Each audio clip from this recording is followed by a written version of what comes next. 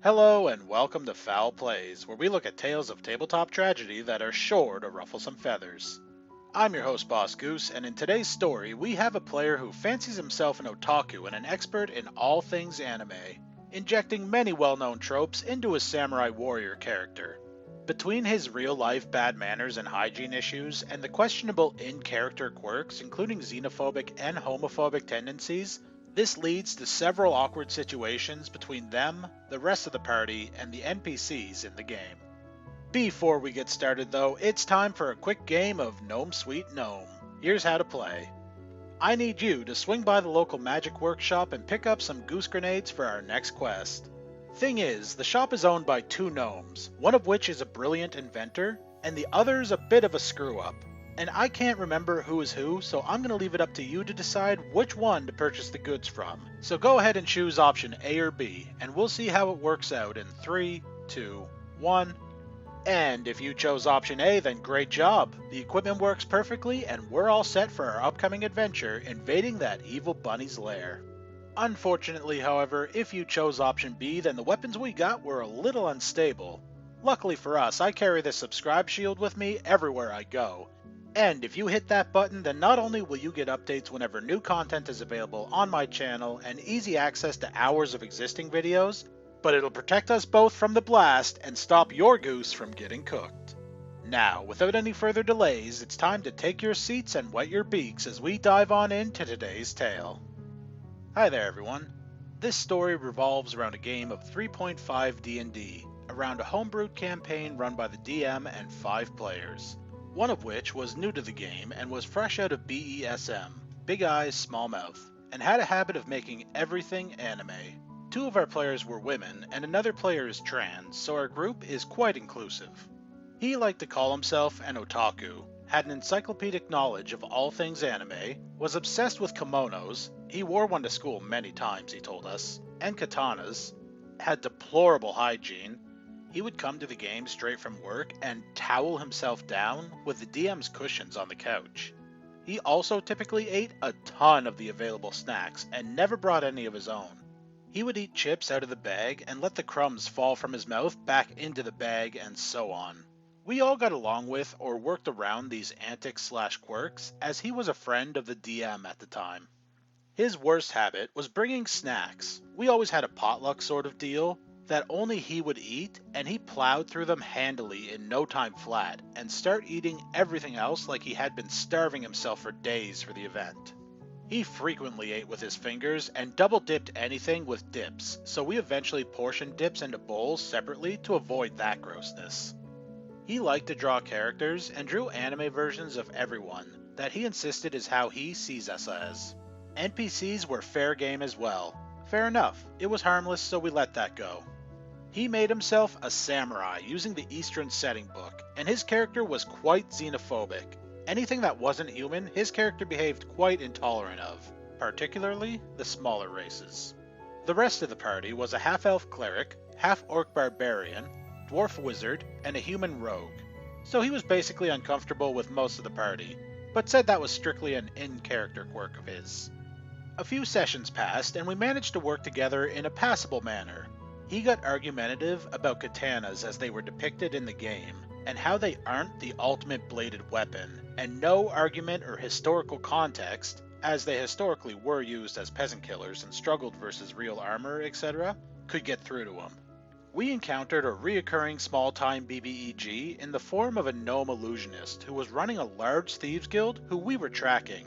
And naturally, in our dealings with him, this samurai character was overly rude towards and insulting of him, even though the DM did a good job of portraying him as a gentleman thief kind of well-spoken, elegant villain. He had rubbed up most of the party the bad way, with his antics, rushing in with named attacks against his enemies, and interrupting everyone's actions and turns to do something harebrained, barging into an off-limits area past guards when we were trying to talk to someone, for example, and screams about his honor being challenged whenever anyone opposes him. He really hated this gnome, and things took an unexpected turn. The DM tried to talk to him a few times to calm him down or act with more decorum and etiquette around us, but he frequently slipped back into his old habits. His character also had strong homophobic tendencies. One of the male player's characters decided that he was in love with this samurai, and even though he didn't actually do anything to him, just the knowledge his character had a crush on him freaked him out. It wasn't pursued as nobody wanted to make anyone uncomfortable, but he said his character could kill himself if anyone of the same sex came onto him. Yet he would claim to be bi in real life, which is sort of confusing. Because he saw everything as anime, however, he frequently thought he could do slapstick stuff by hitting people without any real damage. Naturally, this caused a lot of fights. His character also had explosive nosebleeds whenever he encountered any attractive human woman that showed anything remotely suggestive. Anyway, we encountered an exotic menagerie of all sorts of monstrous critters run by one of the gnome's minions, who we were hoping to question for some information. The DM addressed the samurai during the scene who was choosing not to speak to the gnome who ran this place, saying that one of the weird-looking chickens, a cockatrice, a monster that looks like a featherless chicken that can turn you into stone with a peck if you fail your save, was talking to him. It told him it was a Japanese maiden cursed into a twisted form, and he was all too eager to save her without question. He reached for the cage and, peck, he failed his save and became a statue. The player literally shouted, "Nani?" at this and was confused as he started getting angry.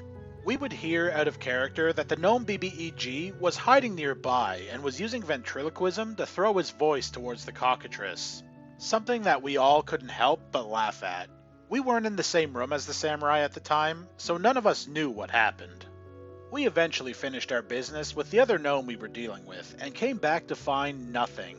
The BBEG had whisked him away magically after petrifying him, so we had no idea genuinely what had happened. The player was refusing to roll up a new character and wanted us to save him somehow. When we eventually, hours later, found the gnome BBEG, he was using the samurai as a coat and hat rack and offered to return him to us for a favor. We felt bad for the player, so we agreed. The gnome turned him back to flesh again, and what did he do? He decided to try and murder him. It went very poorly, very fast, and we were very outmatched/outmaneuvered, so we stayed out of it, trying to make the samurai stop. He was reduced to near death fairly quickly, and the DM had the BBEG offer him quarter and would spare him. But this was too grievous an insult for the samurai, who decided he needed to commit seppuku on the spot as he was defeated by a lesser enemy and was humiliated. So we all watched in astonishment as he disemboweled himself there and then. Nobody knew what to say as he sat there seething. We decided to call the session there and see what would happen once he had a chance to cool down. He never came back, but we continued on nevertheless, and luckily everything went back to normal. But we still cringe from time to time talking about what happened with this guy. We wished him well, but he was just a confusing mess overall to play with. Okay, so D&D is not anime. Let's be clear about that first.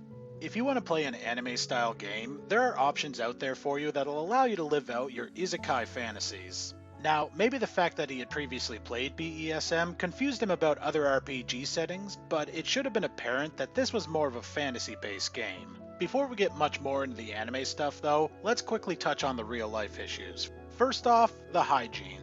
This seems to be an issue that's not uncommon among the player base. I feel like I shouldn't have to say it, but you gotta take a shower or at least slap on some deodorant if you're gonna meet up with a group of people. Just because they're too polite to say anything about it doesn't mean they don't notice, and it's gonna make them not want to interact with you very much, which in turn is gonna make your experience less enjoyable at the table.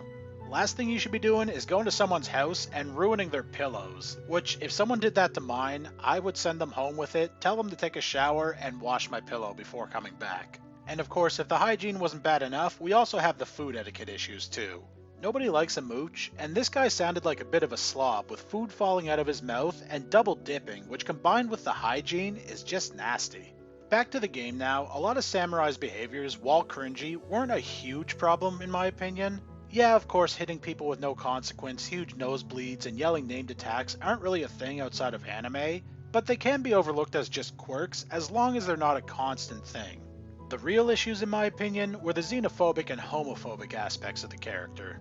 For someone who claimed to be bi in real life, why would you make a character that's so horrified that someone of the same sex was attracted to him?